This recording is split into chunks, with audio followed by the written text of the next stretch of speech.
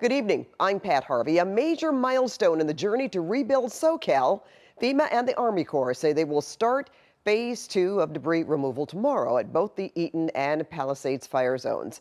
7,300 homeowners have requested the Corps clear the debris from their properties, and that's almost half of the total number of homes that were lost.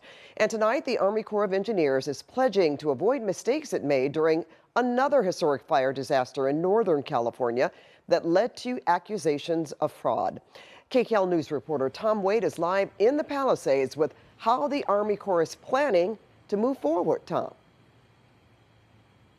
And good evening to you, Pat. Well, yeah, the Army Corps of Engineers has dedicated their lives to helping people get restored after a horrible disaster, fixing communities. But they had some major issues in Northern California after a fire tore through wine country. But they are pledging that they will not repeat the mistakes of the past.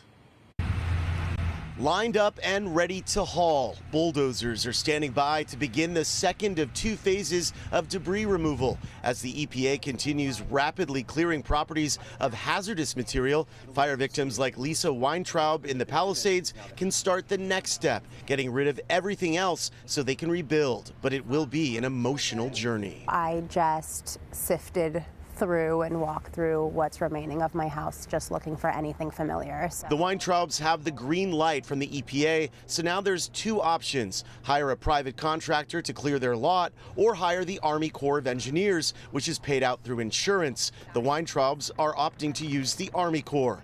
Dr. Corey Koger is a chemist and toxicologist who has been with the Army Corps for more than 20 years. He's been assigned to help Southern California rebuild. Dr. Koger says he and his team feel the weight of the moment. It really is hard to judge by scale. I would say, having gone through Hurricane Katrina and the Joplin tornadoes and the Paradise Fire in 2018, it's on that level of the gut-wrenching to see. The Army Corps has a long and storied history of helping restore devastated communities, but they've also faced intense criticism.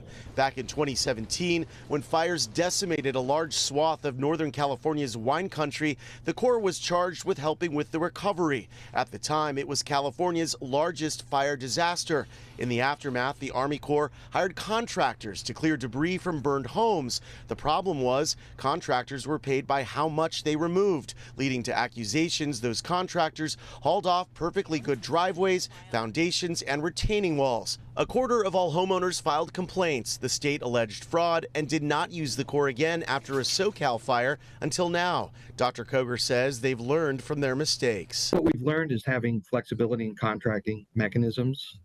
We're currently in negotiation with a lot of different contractors right now about who's going to do what. Ultimately, what it comes down to, overseeing your contractors and managing the mission and getting the number of people out here to do so. The other issues that we faced in 2017 were, when do you take out a retaining wall versus when you don't? And so we have clear and consistent guidelines. We're going to leave it if it maintains a retaining function. That's a safety feature. It's not an engineering evaluation. And in this event, they have the option to either remove the slab or not. They were not offered that in 2017. Dr. Koger says he and the Army Corps understand what's at stake, and they are here to make sure the job gets done right, but it will take time. Bear with us. This is not a fast process, as fast as we would like it to be. We will get there. Trust in the system.